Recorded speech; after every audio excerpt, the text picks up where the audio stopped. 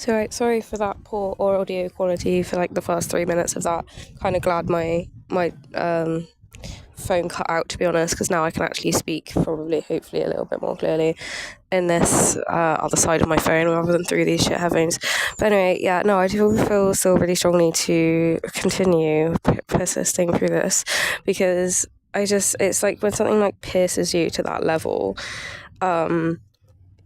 like you can't expect people to show up in any particular way as a person. You can't expect people to show up in levels of lack of personality disorder, any level. A good mood, even, I would argue, is a push in this day and age.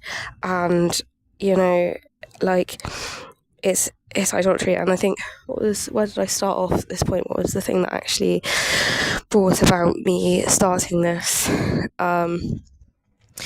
It was the idea of us like carrying sins that other people inflict upon us, and then also this concept of being like dead in your sin as well, because that's another thing where and I think it's like I'm a sort of ever since I don't know if it's I was on medications for a while, mental health medications, when I was dealing with that type of stuff, and I don't know if it's since I've come off there and I feel like a lot more able to experience a full range of emotion, because that really does stunt that shit, that I'm very it's a very unbiblical thing to do, to rely on your emotions for how you feel. But I think a lot of people do when they think, oh, okay, I'm feeling a bit burnt out, I'm feeling a bit dead, when you just I feel like adulting, especially because adulting, I mean, it's a myth, but it's also understandable myth in a sense that when people say that when you get older and you adult or whatever, that you get to a point where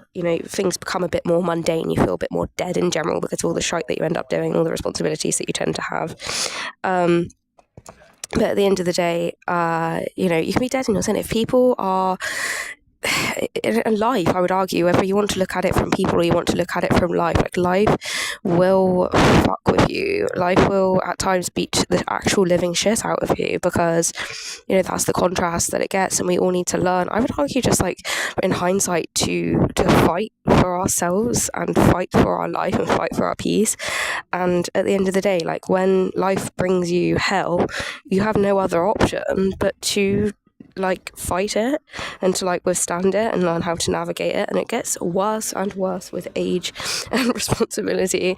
I don't know if it ever plateaus out, because I mean, I say it gets worse and worse. I think past a point, I suppose, maybe I would argue, when it gets to a point, you probably start to level off, and start to go into pensionate living. But I don't know, it brings a whole other range of hell of its own, and then we reincarnate again to children once again, if you believe in that level.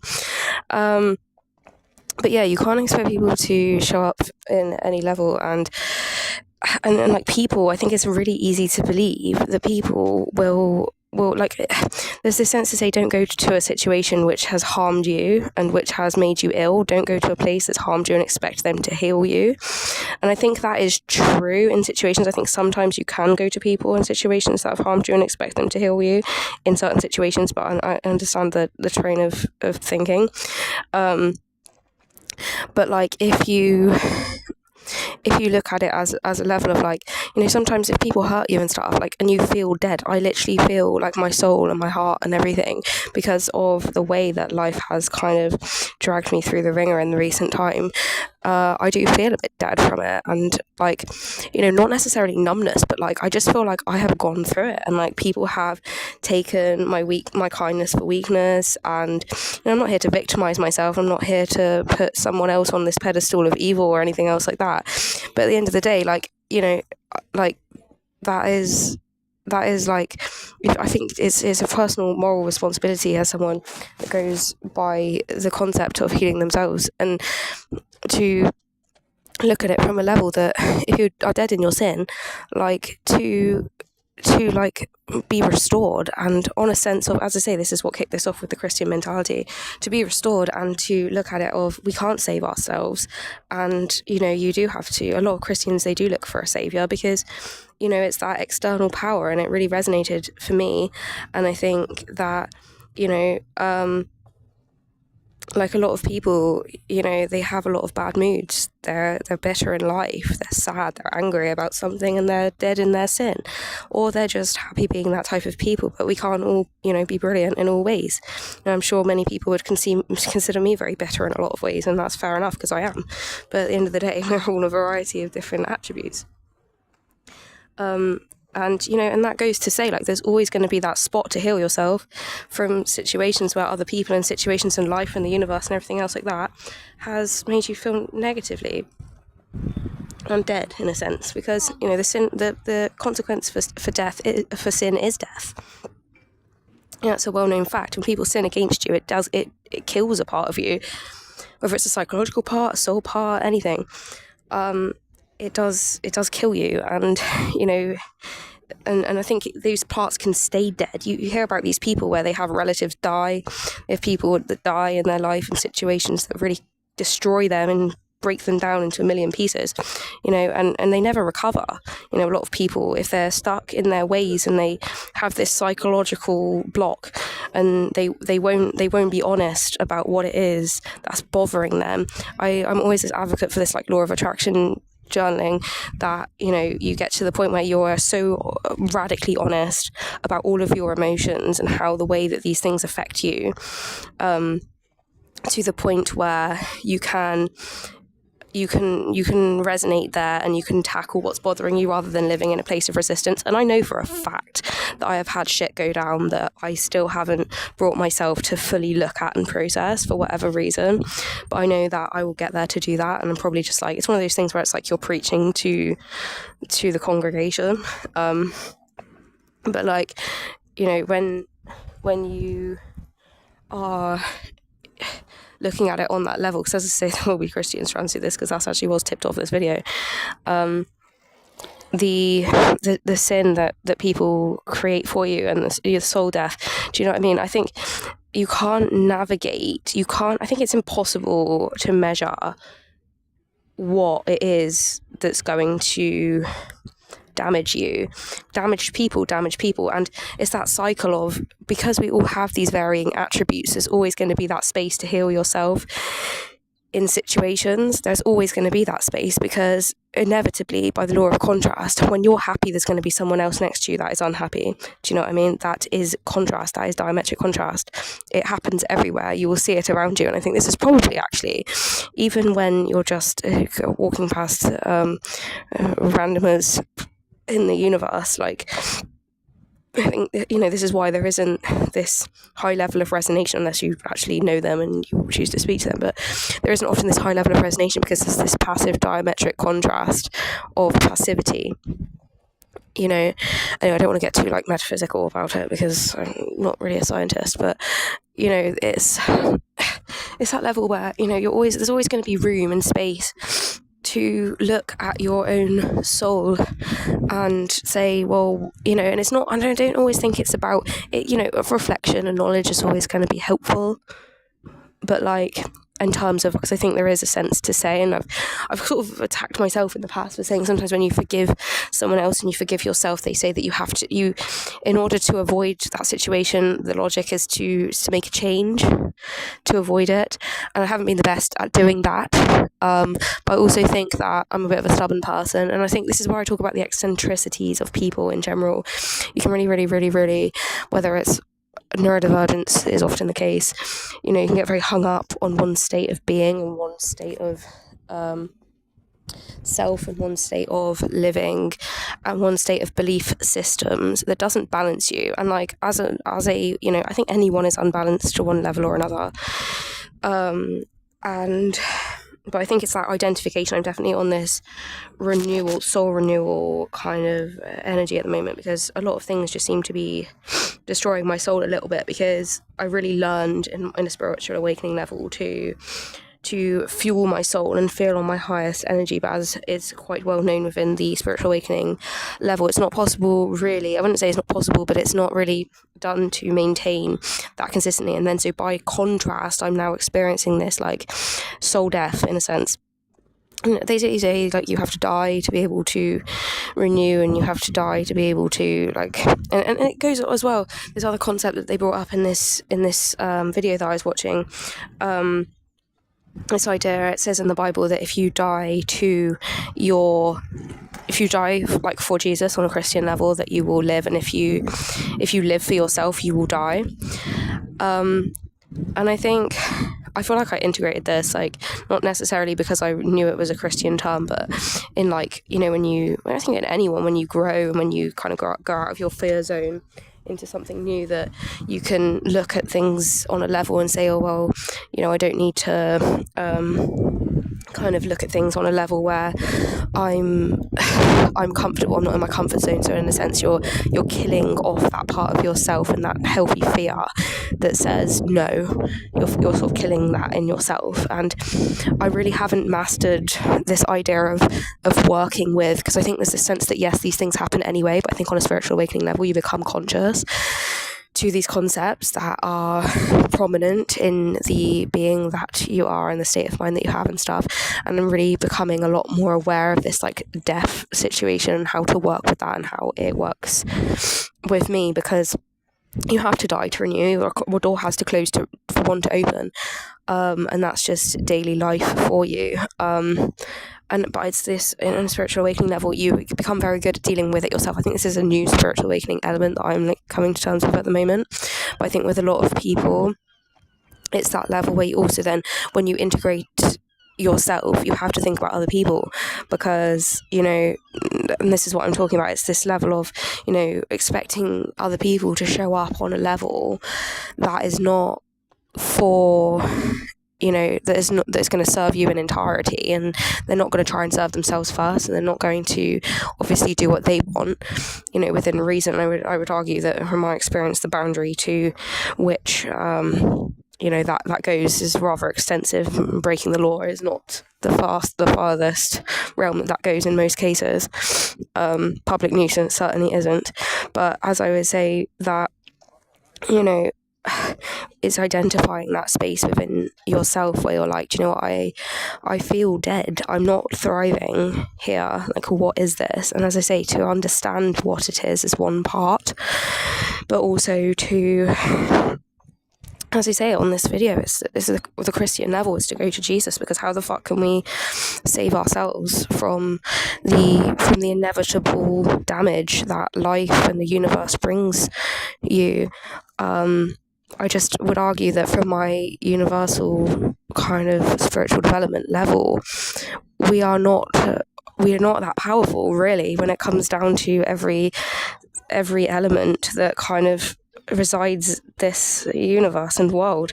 We're not very powerful beings, and I think, or for whatever spiritual concept that sort of befalls you, you know, people look to entities and to gods and stuff outside themselves to fuel them with that restoration and energy and stuff. And I do want to stick to the Christian concept, because that is what it really was, because I think there's a balance that I've identified, especially for those of us that are neurodivergent, that become eccentric in levels where there's that balance is not known, or it's not practiced. And as I say, I would argue this is something that very much affects many people, whether they're aware of it or not. And I think it takes someone outside of that dynamic to actually then notice that and correct, or not necessarily correct. You can't change something outside of yourself. You know, you can't actually know. You can notice, but again, it's this part of, like, you know, anger is wrath. Anger is a sin, and that kills you. And I think the medicine to that is temperance. And, you know, if you're dead in your sin, like, yes, other people, you know, anger is, as I said, an emotion that we give to ourselves for other people's actions and behavior. But at the end of the day, you know, if you're dead in your sin and you've got this wrath and this anger at, you know, that's killed you and killed a level of your soul, or someone else's wrath and anger has killed a level of your soul, to be able to say, you know, like, that you need restoration from it. And sometimes it does take outside influence, and outside, whether that's a person in the form of someone that's got this divine Jesus-like energy or godly-like energy. I don't want to keep pushing Jesus, because I feel like I'm really getting very, but is this, I have to go on the video that's inspired me to do this, like, because it brings this balance as well, because I didn't actually realise there's actually an occultic Jesus as well, where it's this sense to say that, because I do actually honestly believe in this concept that you should become the God that you seek within yourself, and you become that temple. I do believe that, because it's a concept that I heard and I resonate with it, because I think what you desire and you seek outside of yourself is an indication of what you can create within yourself, and become autonomous. So you're not looking outside of yourself, you're looking to yourself in Aquarius to do that. So I believe in that concept to whatever level makes sense for me. But there's an occultic Jesus where that concept is probably relatively potentially used, where you're sort of going on this concept that you are your own Jesus, and you are your own savior, and but it gets to the point where people become eccentric and they overuse this system, where it's like, and then they just sit there and whether they're deeply depressed and damaged and they turn to drugs or horrible situations and they feel really down in the dumps and they've not got people around them to support them or whatever. But it takes that sometimes. But even if you just feel a bit dead in your soul, like that is like, if you have people around you that are going to support you through difficult times, I can't lie, I've not been like in that boat for my entire life, and I don't think anyone has. We all learn to cope on our own, to one degree or another. But it's like, when times get tough, but it's like, I think it gets to a point where if you over self-rely, you're not actually like, you can't, I would argue you can't actually restore yourself from the damage that's done sometimes, because and it doesn't make sense to become overly eccentric. And I think it's that balance. It's that balance on a physical sense, to say I have control and autonomy and free will of my own to do with what I choose on a human level. Where I'm not damaging other people, I'm not causing harm to other people, I'm allowing other people their free will, this, that, and the other. But then I'm also looking at things to say, like, and I think this is why people are so gung-ho about Jesus, because it's this sense to say, like, this is a savior, this is like because, as I say, when you look at it on different levels, and I don't want to also exile other religions. As I say, I follow many religions, and I feel like many religions apply to me as a person, but it's like, this is why people are so gung-ho about Jesus, I think, because it's this very much sense of, like, he's a Jewish man, I think, as per the Bible, but it's like this sense to say that this is a sinless person, his power and accountability for his sinlessness and power and divinity is given to us as a person, but also to think that and in the level of the universe, this is what occurred to me when I was listening to it.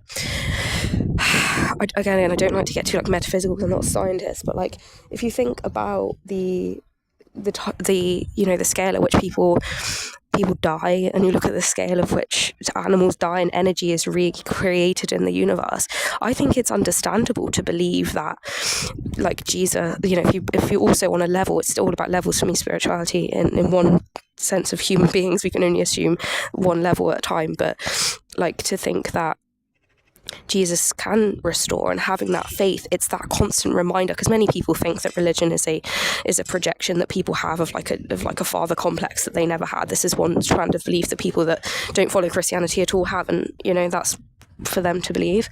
And I'm not trying to empower that fact. It could well be the case. I definitely was an atheist at many times in my life. But I think that,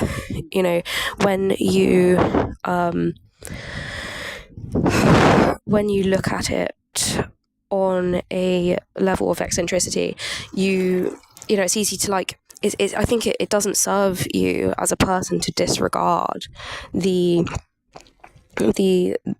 consistency that Jesus complex brings, because if you're an eccentric person, it's easy to fall into that realm of, oh no, Jesus probably doesn't exist, so many people don't believe it, so why the fuck would I believe it? But sometimes you need that, do you know what I mean? Sometimes you actually need to just think, well, no, there is a Jesus. And whether you look at it as a Jesus, or whether you look at it as an energetic kind of reincarnation of energy, on a universal level, I think it's so important to have that kind of understanding and that resonation on a spiritual level to actually believe that and to actually have that as a belief system. And this is why many people follow religion or almost what's the word, like kind of neurotically. It would seem, when people have these routines to kind of to practice, whether they pray 3 times a day in Muslimism or whether they, for whatever reason, they have these routines which almost come across neurotic, I would argue, in situations. But to be honest, like, it's consistency, and it's that constant reminder that no, like, what the belief system and the doctrine that is taught is what it is, and this is prevalent to my life. It's this constant reminder, and I think this is an issue that I see as someone where I've been indoctrinated and brought up by on and off Christians, where I've sort of had it shoved down my neck like a big massive pole or something, but also I've gotten to the point where I disregard it all of a sudden as well, but I don't find that balance. And they talk about walking with Jesus. You really want to have that consistency to actually do what works for you. It's not going to work for you to follow what the next person does. That's not going to work. Within reason, I would argue that's not going to work. And there's so much resentment that you can hold for other people to say, oh well, why don't you just X, Y, and Z? It doesn't work. No one cares what someone else thinks. They're going to say, nah, I want to do what I want to do, and call the police. I'm not doing anything wrong. So at the end of the day, it was really, really powerful, and it really, really pierced me when I heard it. And it's this level, like, because otherwise you're just going through life if you've not got that entity and that savior complex outside of yourself. Even in other people, I don't think other people can save you. It's this level as well to say that, like, other people, I would argue, can't save you. Like, and I think when I was into things like paganism, and you work with source energy and stuff like that, it shows you that other people can't actually give you this peace and this kind of, again, I can't say that I stand by it at this point because I've gone down very dark paths with that, but I can't deny that it exists, because I do think it's understandable for someone, especially that's religious, will kind of say, and I think there's a lot of occultic elements within churches. There's occultic churches, there's evangelist churches, there's spiritual churches, but it's fair to say that, like, demons do bring power. And I don't say that with judgment, because demons do bring power, but also the power, I think it's also important to acknowledge, though is potent, it can and does, I would argue, if that power is then diminished, because there's a sense of ongoing life in God. And this is why people, I think, fail, not necessarily fail, but they turn away from things like, because in the church this is all about turning away from sin. This is why people, I think, end up turning away from things like paganism, because the power that's found in demons is not consistent, because of the power level, because God is a source, it's a source energy, and it's everlasting, and it's consistent, and it's ongoing. When you look to demons to bring you that power, yes, it does work, but at the end of the day it eventually dies out and it leaves you feeling dead. So that's one form of death it's going to come from, within your soul or whatever, because you may actually bring it yourself. You may interact with situations that actually bring you death, sex magic, situations where you've got, whether you go to an occultic a golden dawn level meeting, or you go to a workplace that's toxic, or you all feed off this constant level of demonic power, and I think to one degree or another it happens everywhere, but it can leave you feeling dead. And I'm only talking about it because I'm in a place at the moment where I'm feeling very dead from a lot of situations, and it's not a nice feeling. I like to thrive. My name is Holly, it's a thriving plant, and I don't feel thriving at the moment. I feel very much dead in a lot of ways, and I'm trying to use my spiritual understanding to navigate that. And yeah, as I say, and I think this is why this video has come across my understanding so at that time, and this is why I'm talking about it, because and it's worth exploring, because it's the it's the sin that other people bring you. But I think there's this level of reintegration that I'm navigating at the moment between dealing with myself and the outside, like, universe people. And I think there's actually two different entities. Again, you can't stand by that concept that I just said, that like source energy on a pagan level is different to, and even God is on a different level to people. You can't say that, but then also blame people for the universal problems that end up befalling you. That is a lie, and it's a myth, and it makes people very angry and very bitter, I would argue. And it's just not the case. So, I really want to look at things as much more of as very much a separation between people and the universe, because it's very easy to scapegoat people because honestly, any reason whatsoever, someone can be scapegoated.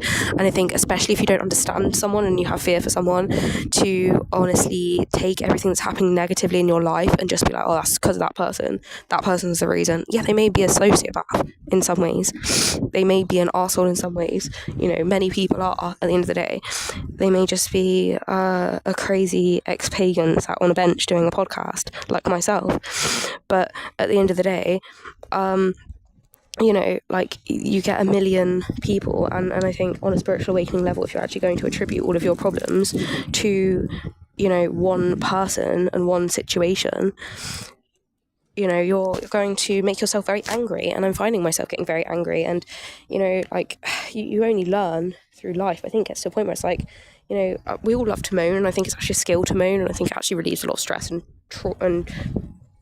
dysregulation to just moan, and we all do, I think, on a level, just blame things and attribute things subconsciously even to situations that shouldn't have it attributed to. But you're going to sell yourself short and sell other people short and sell your opportunity short and become bitter potentially and overly angry if you don't look at things on a level mind. And I would argue the universe creates sin for you and creates death for you. If the astrology is against you and there's some sort of bad luck or negative kind of trine or something going on, like, you're going to actually find that the kind of universe itself may actually sin against you, I would argue. I mean, whether that's a Christian kind of concept, I don't know. You may feel that other people at least are affected by the astrology, and then you could consider that sinning if people are very angry because there's some sort of negative trine that's working against your star sign or some shit. Do you know what I mean? And that's it. And it's like, what are you going to blame that entire person for the entire astrology that's going on? Like, you're gonna like actually, but like, it's about literally looking at where you're deadened in that situation. And knowledge is power, I would argue it doesn't heal you until you ask for that restoration, until you find some form of root and ability to get restoration from situations. I would argue it doesn't come to you. And there's there's just so many things that can damage you, and I don't honestly think we can find it within ourselves. And I think, and it's also like, when reintegrating it as well, is like to look at you then can consider, I think, when you have that humility and that kind of trust for yourself, and trust and understanding of yourself within your level, to then actually apply that to other people, and then be like, the level to which I'm affected negatively by this person, the universe, whatever you want to accustom your shortcomings to, is of their own level, and they will also have their relative level of struggle. I think that's the beauty and the power within these findings within spiritual awakening in particular, that you can then actually use that compassion and that understanding, at least, and that contrast and that truth to the next person, because you're then aware of of their struggle, and then when they impact you negatively, to then be like, okay, well, maybe this isn't my fault. And if you're a self-blamer or you have some sort of trauma or something, to then not blame yourself for these situations and actually look to something outside of yourself to heal yourself. But to have it brings, I would argue, it probably because at the end of the day, whether someone is angry with you and that kills you off, God knows your heart. Like, this is a Christian mentality, but God knows your heart and he sees your thoughts. It says in the Bible, God knows our thoughts, not sees your thoughts. He knows our thoughts, and God's level is above our level. I'm not saying the next person knows your thoughts necessarily, unless you think you're like a psychic or something, I don't know. But obviously, on a level, to think that, God knows your heart, to think that if you're someone that is looking to reduce their sin, and actually for me it's all about balance. If I'm overly wrathful because I'm so angry trying to accustom my negative experiences to the next person that I can see may fit the bill, and I can somehow allow my psychology to lay the burden with, at the end of the day, I will probably find myself very angry and a very, very saddened and, dark person, really, because, and I can't imagine that that's a very pleasant thing. Obviously, you have to look at it on a level where I would argue, I don't know, like, I think on a level, I was going to say, who cares what the next person thinks at the end of the day if you're not interacting with someone on a personal basis? Or, like, what's the point if you judge someone? But I think, as I say, God, like, if you're going on this Christian level and this balance, I would argue from this video that I watched, I will quote her. She's called Jack Marino Chen, and she's got findings from the occult, and she's moved to Jesus, and she's got very, very, very insightful levels, and I love watching her because she really, really makes things make sense, and she really makes things relatable to me. And I think when you get to the point where you are looking at it, it's like, imagine how much wrath a person will carry if they're misled from a situation. And this is why, to me, the knowledge is the power, and to one degree, and to impart the knowledge is so important to me, because I wouldn't want the next person to be angry about things. And it's only it's reducing my anger, because I think it's also unfair and unjust to say, yes, sometimes I think on the level of karma, but then at the end of the day, if I get angry, someone else can pick that up, and on that level, unfortunately, their vibration probably sinks to a level of wrath. So for me to not tackle where my anger is rooted, I don't think I can really blame myself for someone else being angry. But if I am angry, hurt people, if I'm unbalanced and I am angry, that will, though I may not have to personally blame myself for the next person's effect, because we're all in the universe together at the end of the day, but like, you are actually, this is why they say when you heal yourself, you heal other people, in a sense, because if you're overly angry as a person, I would argue that the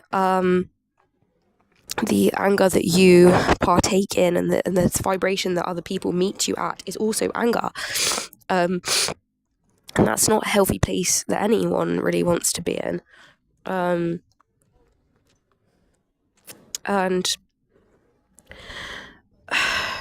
I think it's just the navigation of those sinful kind of heart levels, like, that's what's gonna make you transcend that situation, like, because at the end of the day, it's like saying, oh, well, I have these terrible life circumstances because X, Y, and Z happened to me, but you will find, and I have found the hard way, that, like, even through, like, the prison system, someone hurts me, I hurt them back, doesn't mean that I haven't done something wrong. It's my fault. It's a completely separate entity within itself. No one cares if someone hurt me first. At the end of the day, that's my sin, and that's my responsibility. So at the end of the day, you can't actually attribute someone else's issue and someone else's struggle and someone else's impact on you, actually, I would argue, to, yourself, and use that as an excuse. It's not going on a level, you can kind of make the link, but it's not a justification.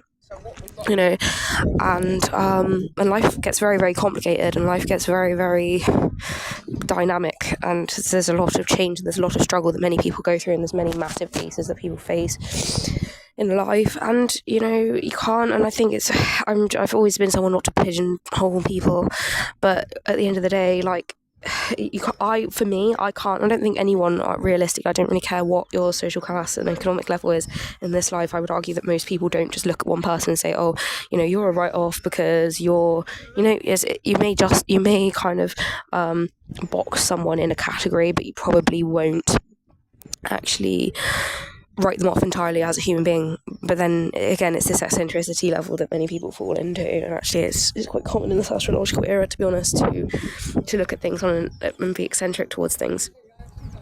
But yeah, and I think it's also important, I think, if you look at this type of thing, to consider that the level to which we sin varies from person to person. You know, like, each individual person will do things differently, and you know, some people may look and be very, like, I didn't realize this, but I'm probably quite I mean, I think there's sort of a humor to this type of thing, and to God and how the way this all works. But I think, you know, some people may argue that, you know, because I think there's a balance. So say if someone is considered like a greedy person or like a lustful person, there's usually like some other end to it, to which, like, you know, not everyone can be, what one person's greed is not another person's greed. Do you know what I mean? And to keep that in mind can be helpful. But you know, like, just because you struggle with something doesn't mean the next person struggles with something, and just because you maybe are a gluttonous person as a person does not mean that the next person is a gluttonous person, and then to project that sort of energy on the next person is misleading, and you become, honestly, someone that is disregarded by other people. Because if you're misled and you project silly things on people that make no sense, you're going to be disregarded for your truth, because no one wants to listen to an idiot at the end of the day. If you're not making sense and you don't take the insight to actually observe someone next to you, and you project all these stupid things on them, they will ignore you, because at the end of the day, you're not making any sense. And that's okay. And I think if you're, and this is the place where I'm at, nearing my 30s, and I can say this because I'm nearing my 30s. Do you know what I mean? Because I've seen it, and I'm sure someone that's 10, 20, 30, 40, 50, 60, 70, 80, 90 years older than me will actually have a much further insight on this lifetime, to which they have knowledge to impart, which may be different, you know, and maybe completely different to what I will ever experience, you know. And that is what it is. And at the end of the day, I just really want to exhaust this topic, because I think it's just like pierced me so powerfully that I really just want to apply it to other people, because I think other people and compassion with other people, especially coming from, I would argue, a hard-hearted generational line that is neurodivergent to a fault and unaware of it, I would say it is really important for me to exhaust this idea of perceiving other people for their kind of for themselves. And I think, because, you know, it comes down to a level of karma as well. If you're misperceiving other people, they're probably also misperceiving you as a person as well. And I think, but also it comes back around as well to say that if someone else is misperceiving you, they're probably being misperceived themselves. And I think that just does not serve anyone either, you know. But it's also like, you can't force someone to work on themselves, you can't force someone to know themselves, and you can't force someone to expose themselves.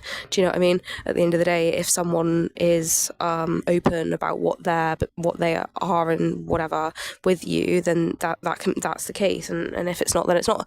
But at the end of the day, the point being, like, but I think it's, as I say, someone nearing my 30s, I think it's a moral obligation that anyone would have, and that I have, noticed for myself to have the actual head up my arseness to acknowledge, do you know what, am I just projecting my anger on this situation right now?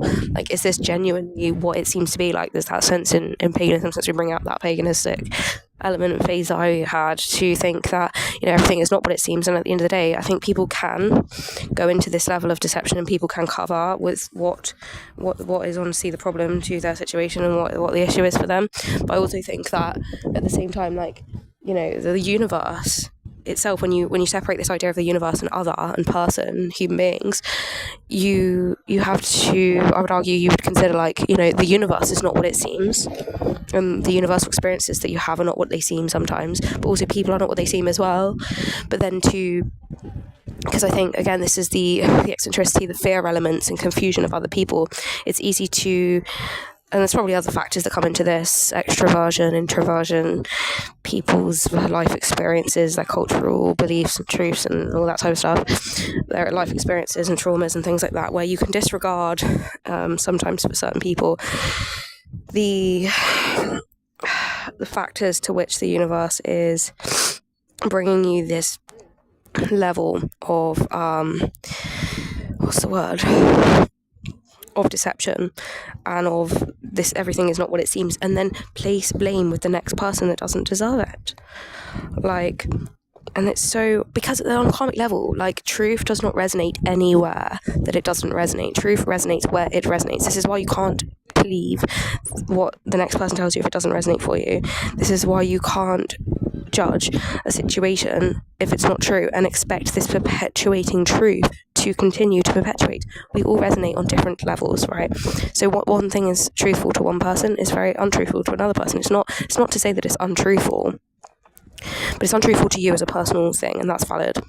You know, you can, this is why there is a law of contrast. People have contrast in their belief systems, and at the end of the day, I think it's this level of bitterness, as someone, as I say, with eccentricity, with, you know, which many people would have, I would argue, this neurodivergence. You know, we bring culture into it, and there's a cultural belief between many people that resonates with people, though, where we're exploring the grey areas here, where maybe don't share the same cultural belief, like to project, again, there's cultural norms between certain, you know, cultural systems that oppose, and that's a sort of understood thing, and it's an accepted thing, and that's always probably been the case, and that's again, is a cultural thing, but it's not a personal thing, you know, because anyone would know that you can get two people from extremely different cultures and they still gel, and that's a beautiful, you know, contrast that those people may or may not experience at the end of the day. And at the end of the day, it doesn't, I would argue, that cultural justifications, and I think it's because my parents, like, I've come from a place where my mum is European and she's Irish, both of which are very communal cultures. I was brought up fiercely Catholic, and they're very communal based, and they're very, you know, the Catholic element is different to the cultural element, but the Europeans especially, they're very much, we'll have dinner together every night, we'll go to parties together, this, that and the other. Irish is very, very similar, to be honest.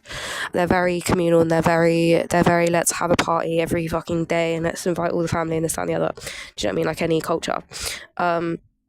It's overwhelming for me, I can't lie, but as I say, it has its benefits. But I think also what it does is, you know, to take account where account is taken, it forced me to actually expect that of other people, because you don't know any different. As a child, you're not going to look at other people and think, you know, this person doesn't actually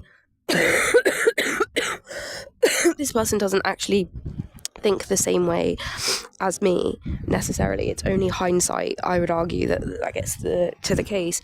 But I would argue that anyone, humorous or unhumorous as it may be, probably takes these childhood attributes to project on other situations, or these justifications onto other situations, where, you know, you're getting to the point where you can neutralize the truth of the situation, and you can say, well, do you know what, maybe this person wasn't brought up in a European culture, so therefore me having this overly group mentality towards these certain things, they're not necessarily going to resonate with that, potentially.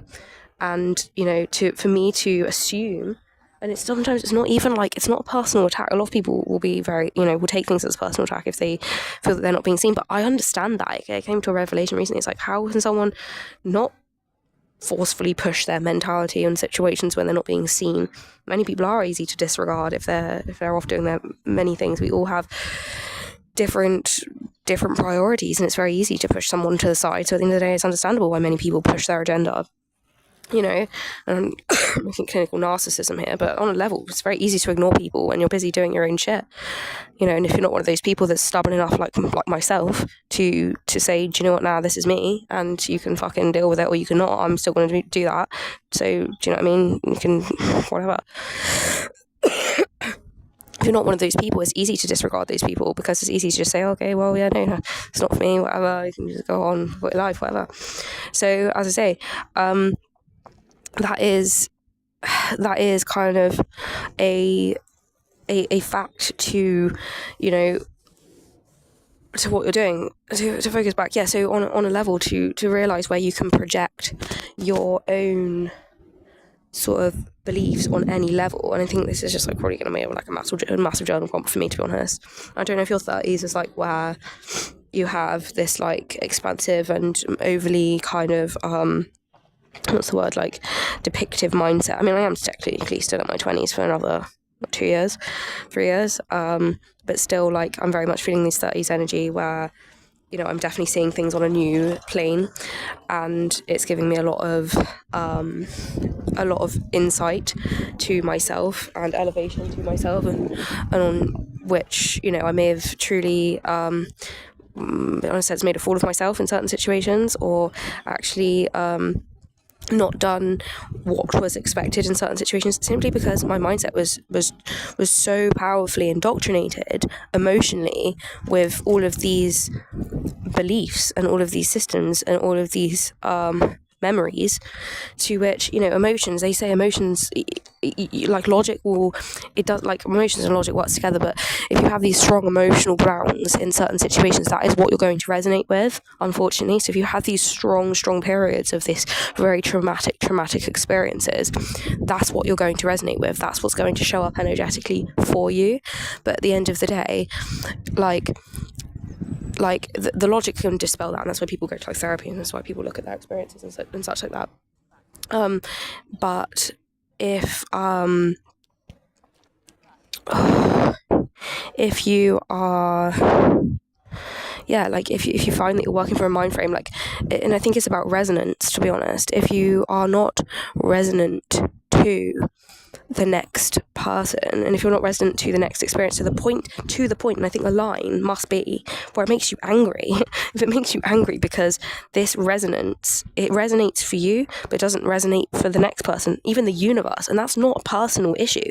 If the universe in this level, because I would argue there's different energies around the world, different places that have different energies, different spaces within places that have different energies spiritually and whatnot, and everything, and there's different belief systems that are perpetuated in different parts of life.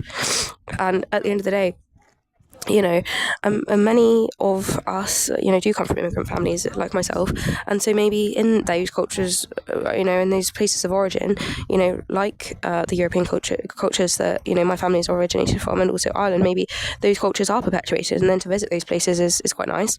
But at the end of the day, if your incarnation is to live, and you're choosing to live in a place that is, in a different place of your origin, it's not just about culture. Anyone will know that, like whether it's people that mix cultures in relationships, we all, cross culture have relationships between people, it shouldn't separate people, but also, the fact that it's an adaptation, it's an evolutionary soul adaptation. It's not to say, oh no, I have this disease where, I've been brought up an immigrant, and yeah, it can bring its level of stresses, especially when there's cultural trauma. It just can be a bit more difficult. But I would argue so many people have these levels of different cultures and stuff that they'll find in their ancestry, so we all sort of have it to one degree or another. But I do think that, it's a soul evolution level, if you can look at it from that, to say, well, yeah, my culture, or what I've been culturally indoctrinated with, or what I've personally been indoctrinated with in these situations, doesn't resonate for me whether it's for whatever reason, and I think it would be ignorant to put that down to the fact I'm in a different country in completion. I think maybe it's important to validate your roots, because I do think that, like, to be honest with you, because Ireland is so close to England, I think a lot of my upbringing involved me disregarding my Irish culture because it wasn't what was resonating, and I think it is actually in hindsight too important to kind of validate and acknowledge where these cultural beliefs originate, because that can mean that you can have that resonance with other people that are from the same culture, but equally and often these people are in your sort of like soul groups or in your friendships and your relationships anyway. But I do think that the point to which to look at the specifics, because the specifics and the logistics are where I would argue the sin and the wrath and the anger and the frustration comes. To not look at the next person and say, oh, to just justify it because of a culture. I'm actually going to stop talking about culture now, so it really shouldn't matter, but like to justify it because of that, or to justify it because, that's a different person, they've got a personality disorder, this, that and the other, which may still be true, but it doesn't mean that I don't think that should be the first port of call, because at the end of the day, you're blame shifting. I would argue, I've been a massive person in the past to be like, why do these people blame shift? Why are you blame shifting? Why are you blame shifting? Like, take account, for fuck's sake. But people don't realise it. I don't realise it. I don't realise it at this point. Do you know what I mean? Why would I take accountability for something that I don't understand? It's not going to be possible, and this is why you have to inform yourself, and this is why you have to honestly have hindsight about things. Because if you find that you don't resonate with a situation and what your belief system doesn't resonate, to push it and push it and push it and push it and push it and push it and push it actually probably will not fix the issue.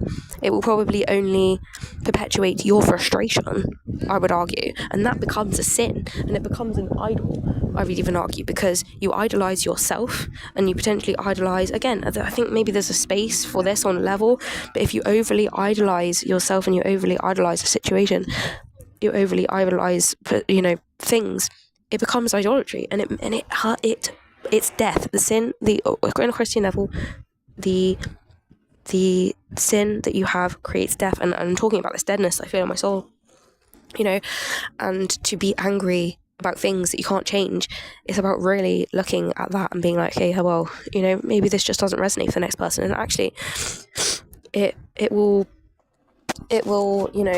to journal about things like that and justify why, and on how healthy justifications, to understand why it's not necessary to always adhere to certain standards and cultures and beliefs and resonances that you may have been indoctrinated into on any level, on an institutional level, any level. It's not necessary. What's important is to adapt, and what's important is to live in the now and to be able to adjust. And it's really, really, really, really hard to adapt and adjust adequately if you're adhering to a set of beliefs, especially if those beliefs aren't necessarily consistently functional.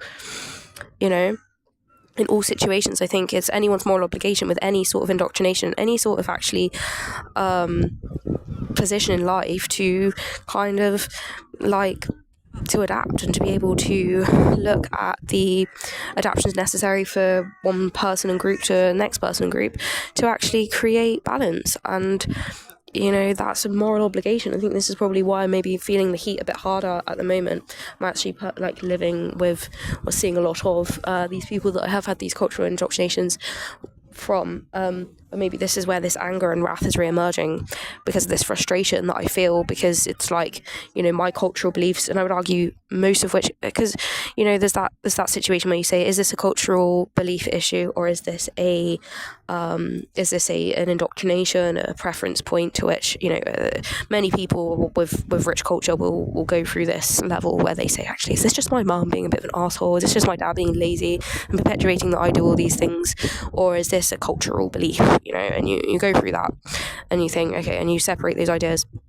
But at the end of the day, it's also another level to then perpetuate that back out into the world, to do that space within yourself and for your own inner child.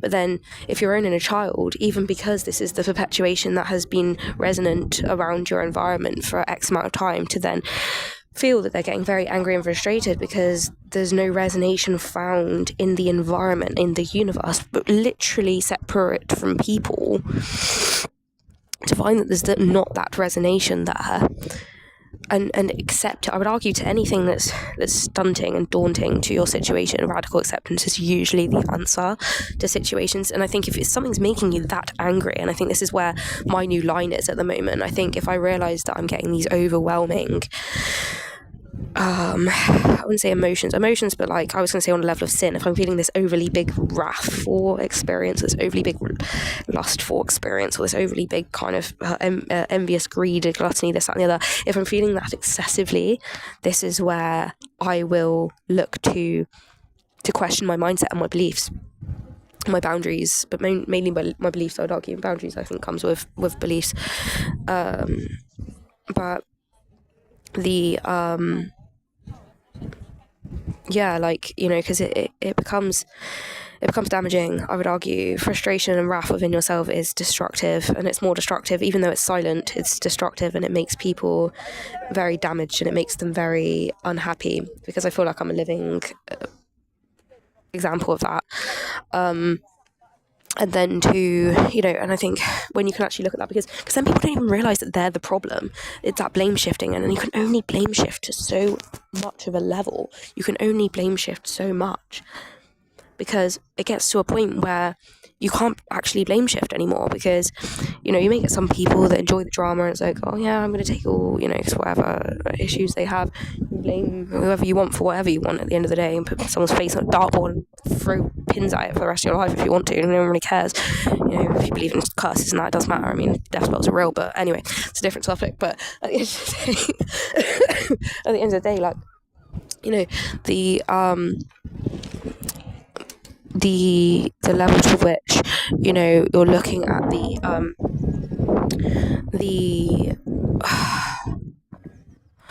the sinful behavior that you can perpetuate, where you can actually change it, and you can change it with logic, to have the mindset and the belief and the understanding and the adaptation. It takes time, and it takes breaking generational line shit. I don't even want to talk about generational shit because I'm almost 30.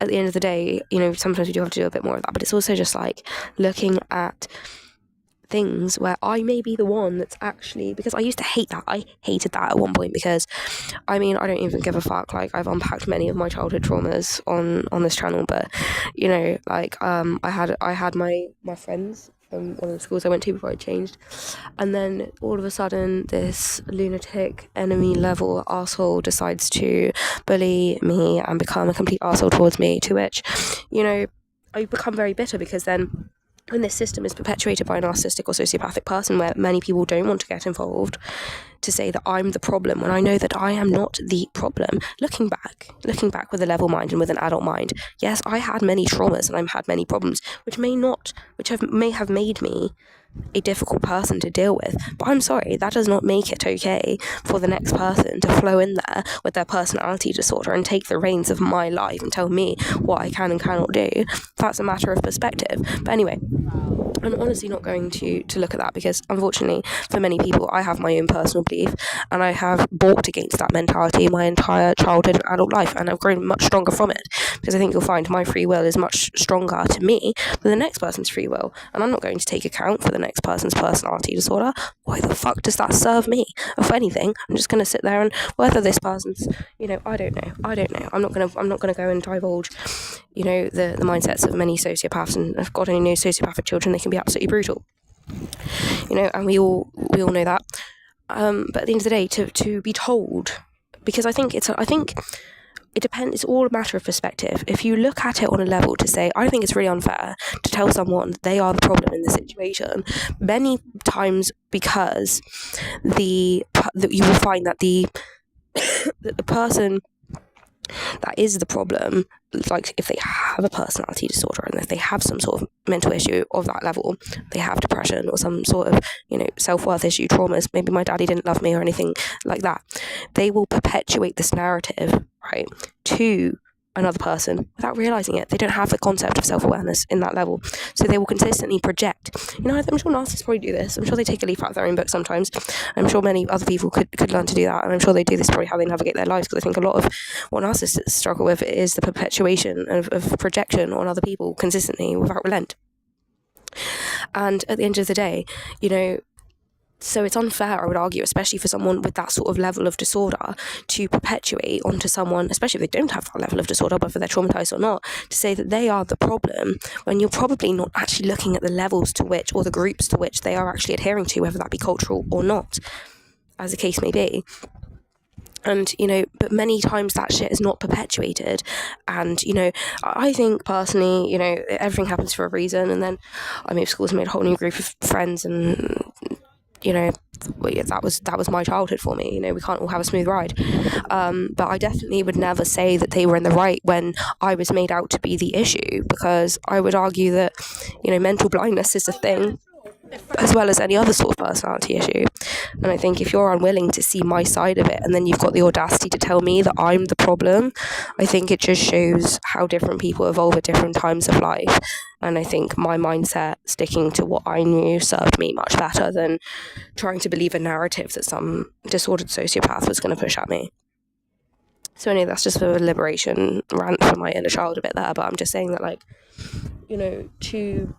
to actually look at it because I think it's all about what suits the individual, because to actually push this narrative that you're not you're the one with the problem, I think it's a really tricky distinction, actually, though, as seeing someone with extreme mental health issues, not myself, but actually see that in other people, to actually distinctly find the difference between someone that's got trauma versus someone that's problematic. I think it can be I think it's a hard distinction to make sometimes, because people can be traumatized and then be problematic because of those traumas, but then not be as problematic otherwise. And that sort of mental kind of math that you've got to sort of make for your own personal level, and that's levels for you, and we've all got different perception, and that's absolutely fine, because we all have different social groups, we all have different experiences in life past and all that type of stuff, but at the end of the day, the resonance to which then obviously your soul may or may not die from a situation will be different for different people, because that person, I'm sure, got very angry at me for very many reasons, which I'm sure possibly their anger may have killed their soul, because I'm sure if you ask them about me right now, they probably get very angry about it. I thought they were a cocky prick, so I wasn't very nice to them. But I don't regret it, because I have no obligation to be nice to you. I have obligation to be nice to my friends. You're not my friend, so I don't want to be nice to you. Because my childhood thought about that. You're giving me gyps, and I'm going to ignore you. But at the end of the day, the point continues that obviously, whether you're a child or whether you're an adult, I think it's really, really unfair to perpetuate that one person is the problem, but one group of people is the problem. I think it's misguided, and I think it's always worth having some perspective, but also this is the nature of human groups, especially those of us. I mean, I was gonna rely on the whole personality disorder issue with narcissists that scapegoat people, and that is a factor, okay, that is a part, but I'd also argue that it's very normal within human social groups of any kind to resonate, to actually all interact on one level and to all agree on one level and to make small adjustments for the group. But if it goes outside of a realm, that person is discarded from the group, because you're not resonant on the group belief system.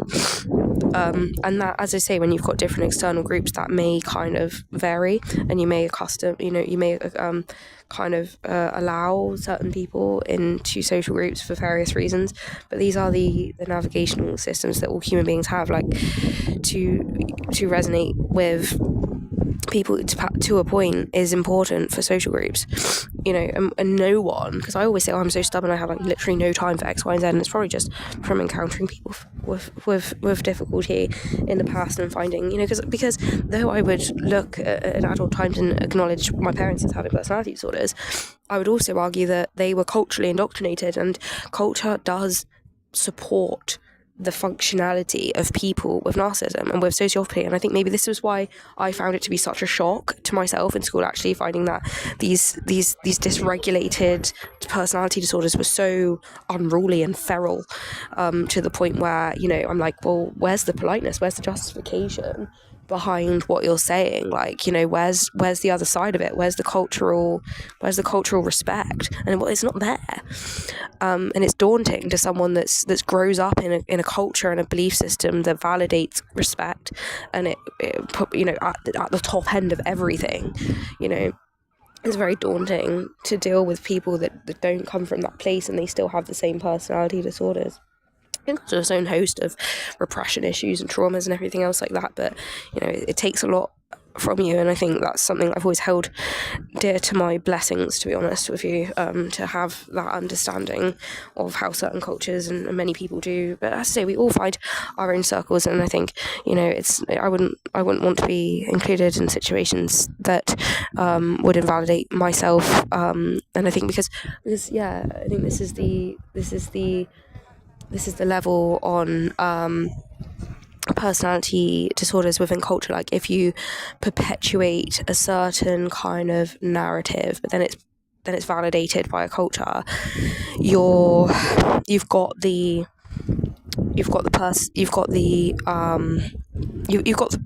logistic functionality of it. You don't disrespect that person, and it all works together in a nice way. But it's not always the case in all situations. But again, you know, many times of which the same systems work in cultural things, where, you know, maybe there's an eccentricity in normalizing your family systems, which probably for most people resonate with you through periods of life, at least for certain periods of life, if not all periods. If not, you know, sometimes people don't stick with their families, but will perpetuate through that time. So maybe that's not actually purely about, I mean, I would argue, though, if you're culturally resonant with someone else of a different, that's not in your family line, there may still be cultural systems that resonate. But as I say, maybe that's a contrast level to the point where, you know, if you are an immigrant, for example, and you do find that you go to a place that's not your culture of origin, to bear in mind that, you know, though universally this space doesn't validate my culture, so say, and what's optimal for my culture, because I do think beliefs for yourself and your innate culture are two different things on a level, and we can all navigate to which we want to abide by certain cultural standards and adapt them. But I do think to understand your roots is very important for me, and to resonate with those people where necessary is important sometimes. But like, it's that contrast to say, yeah, I probably resonate with a fuck ton of people that I don't even realise.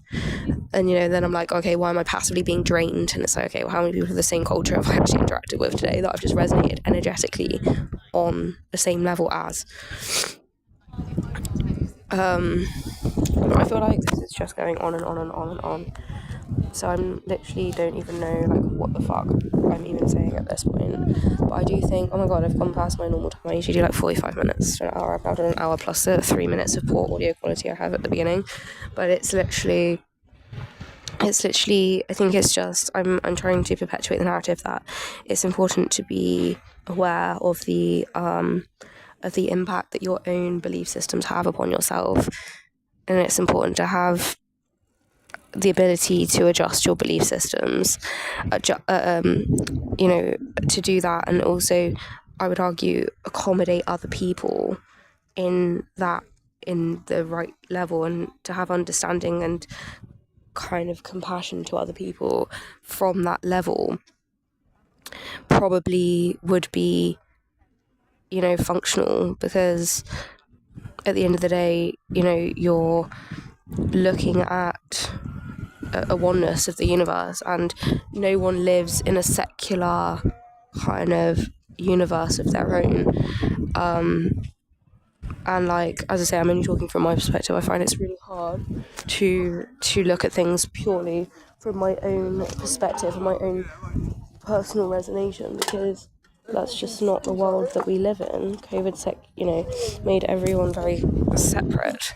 But I think at the end of the day, if you're interacting with life on any level, and I would argue even just staying at home, you're interacting with life on any level, it gets to a point where you do have to deal with other people, varying stages of life, and then to have that kind of integration of what affects you negatively, where you would navigate things in particular ways, it kind of helps you navigate other people in those particular ways, and it will kind of it'll be helpful. But yeah, I'm going on and on and on, so I'm going to end the podcast there. Thank you for listening, and I hope I've actually exhausted my point. I can always do another one if I feel like I haven't, but yeah, thanks for listening.